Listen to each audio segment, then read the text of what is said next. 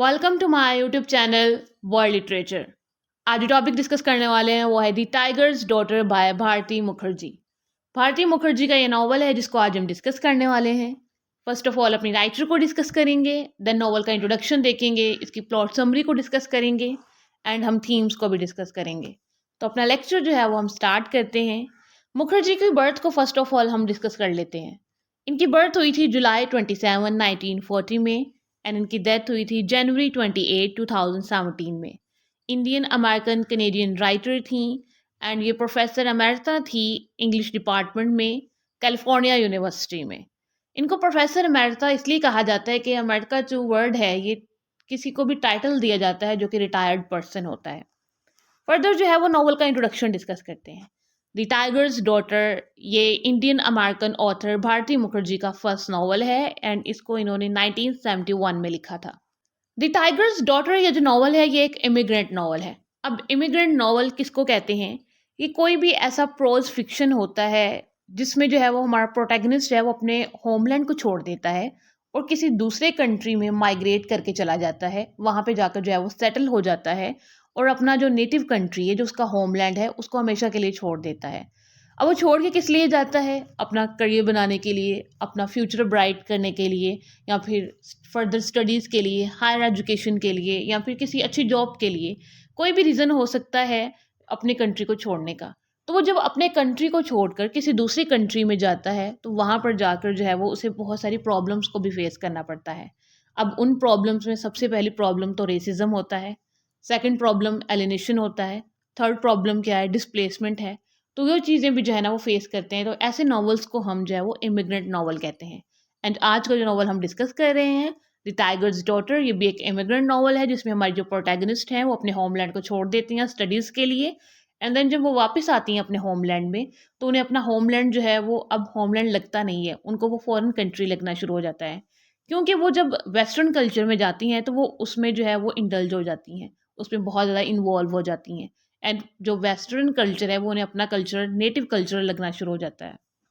Introduction के बाद अब जो है वो हम इसकी प्लॉट समरी को डिस्कस करते हैं। कैरेक्टर्स को भी हम जो है वो साथ साथ डिस्कस कर लेंगे। जो हमारी मेन प्रोटैगनिस्ट हैं आज के नॉवल की वो है तारा बनर्जी। तारा बनर्जी जो है वो एक वेल्दी फैमिली से बिलोंग करती हैं। तारा बनर्जी के जो फादर हैं वो एक फेमस इंडस्ट्रियलिस्ट हैं कलकत्ता में। इनके जो ग्रैंडफादर थे तारा के, वो भी एक वेल्दी मैन थे। अब ग्रैंडफादर के वेल्दी होने के बाद जो उनके नेक्स्ट जनरेशन थी वो भी ऑब्वियसली जो है वो अपर क्लास से ही बिलोंग करनी थी।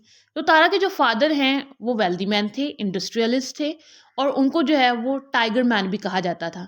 अब टाइगर मैन क्यों कहा जाता था? क्योंकि वो चीज़ों को हैंडल जो है वो पोलाइटली कर लेते थे, उनके अंदर पेशेंस था, ब्रेवरी थी।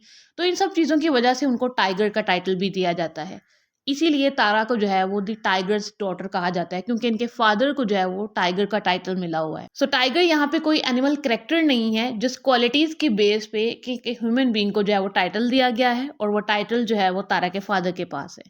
अब तारा जो है ना वो इसकी बर्थ तो जो है वो इंडिया में हुई होती है, कोलकाता में, और इसका जो हेरिटेज है वो बंगाल है। बट तारा जो है ना वो अपनी स्टडीज़ के लिए सबसे पहले पफकिप से जाती है और उसके बाद जो है ना ये न्यूयॉर्क चली जाती है, विमेन कॉलेज को वहाँ पे ज्वाइन करती है।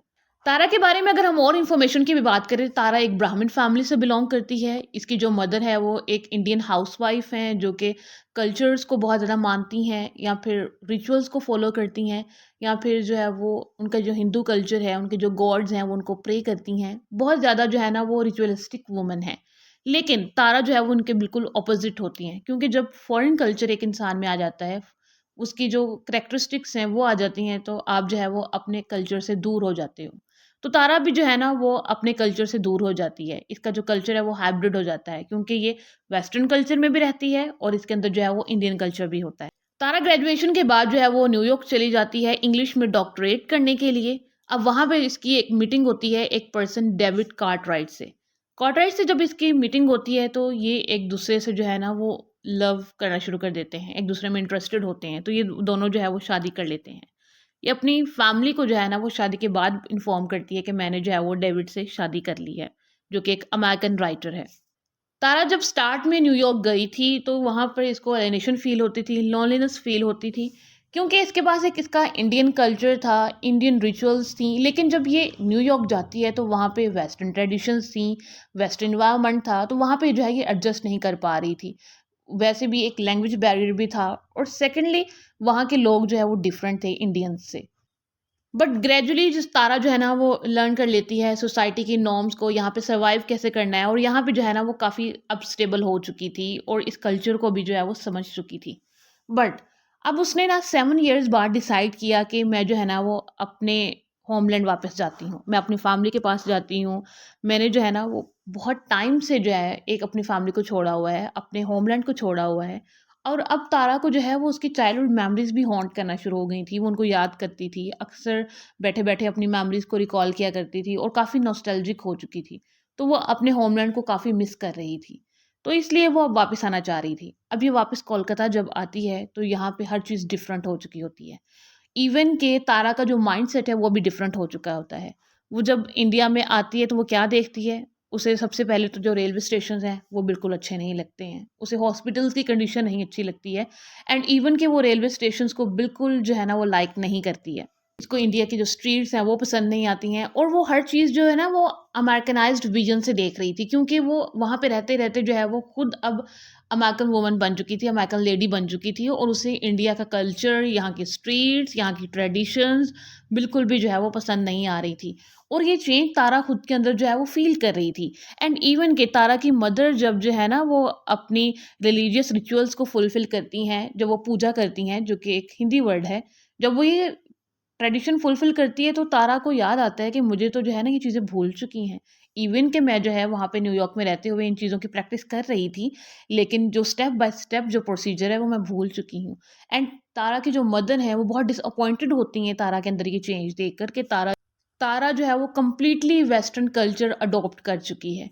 देन क्या था, तारा को जो है वो अपनी फैमिली अब पसंद नहीं आ रही होती है, अपनी सराउंडिंग में लोग पसंद नहीं आ रहे होते हैं, और इवन कि ये हर किसी को जो है वो टॉन्ट कर रही होती है, हर चीज़ को हर किसी को क्रिटिसाइज़ कर रही होती है, अपने कल्चर को क्रिटिसाइज़ करती है, अपनी फैमिली को क्रिटिसाइज़ करती है। तो ये डिसाइड करती है कि अब जो इसका बाकी का टाइम इंडिया में बचा है, ये किसी होटल में जाके गुज़ारेगी।